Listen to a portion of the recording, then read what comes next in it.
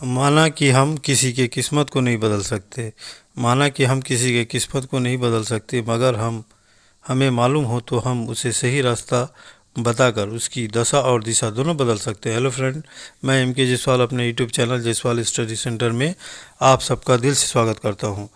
आज के वीडियो में मैं कलवार से जुड़ी 3 कहानी सुनाऊंगा, इसलिए इस वीडियो को पूरा देखिए। जैसे कि हम सभी जानते हैं कि कलवार जाति बुद्धि और साहस का पूरा देश लोहा मानता है। एक बार राजा ने अपने दरबार में अचानक यह पूछा कि सबसे चतुर जाति कौन सा है। इसे सुनते ही मंत्री मुस्कुराता है और कहता है, महाराज कलवार। यह सुनकर राजा को भी आश्चर्य होता है कि भला कलवार कैसे सबसे बुद्धिमान जाति है, और वह कहते हैं मंत्री से कि इसे आप साबित कीजिए। मंत्री कहता है कि ठीक है, मैं अगले दिन दरबार में इसे साबित कर देता हूँ।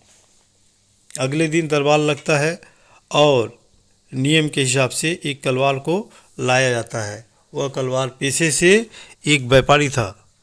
वह आता है और महाराज का अभिवादन करते हुए कहता है कि महाराज, मुझे दरबार में क्यों बुलाया गया है? हे राजा, मेरे लिए कोई सेवा है तो आप कहिए। उसी वक्त मंत्री उधर से आता है और उसके हाथ में एक सोने का कटोरा होता है जिसमें सरसों का बीज भरा होता है। वह लाकर व्यापारी के सम्मुख में लाता है, रख देता है और कहता है, व्यापारी, तुम इसे ध्यान से देखो और बताओ इस कटोरे में क्या भरा हुआ है।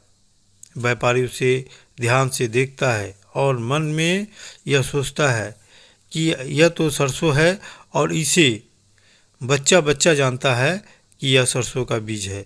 भला आज दरबार में बुलाकर मुझसे क्यों पूछा जा रहा है? अवश्य कोई अंदर बात होगी। इसलिए वह व्यापारी बात को घुमाते हुए कहता है कि महाराज, यह बहुत अच्छा बीज है। इसके बीज को पीसकर तेल निकाला जाता है। तो महाराज कहते हैं, अरे इसका नाम तो बताओ। फिर वह व्यापारी कहता है, नाम मेरे दिमाग में है लेकिन जुबान पे नहीं आ रहा। महाराज, मुझे सोचने का वक्त दीजिए। तभी राजा क्रोधित होकर चिल्लाते हैं कि अरे तुम किस प्रकार के व्यापारी हो? तुम्हें अपने व्यापार से जुड़े वस्तुओं के नाम तक पता नहीं? जल्दी बताओ कि यह क्या है। इस पर व्यापारी महाराज से क्षमा मांगते हुए कहता है, बड़े प्रेम से कहता है, जी महाराज, मेरी मानसिक स्थिति अभी ठीक नहीं है, लेकिन यह उसी का बीज है जिसके तेल से हम सब्जी पकाते हैं। इतना सुनते ही महाराज हंसने लगते हैं और कहते हैं, मंत्री, तुम किस पागल को पकड़ कर लाए हो? अरे इसे तो सरसों की पहचान नहीं है, यह सरसों तक को नहीं जानता।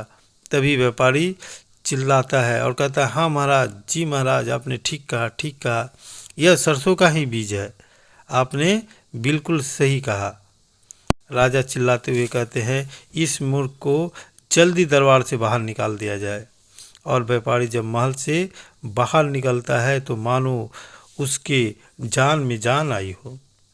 राजा मंत्री की ओर देखते हैं और मुस्कुराते हुए कहते हैं, मंत्री, आज फिर तुम कहोगे कि सबसे बुद्धिमान जाति कलवार है? मंत्री जी मुस्कुराते हैं और कहते हैं, जी महाराज।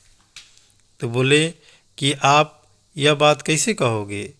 यह तो निहायत मूर्ख था।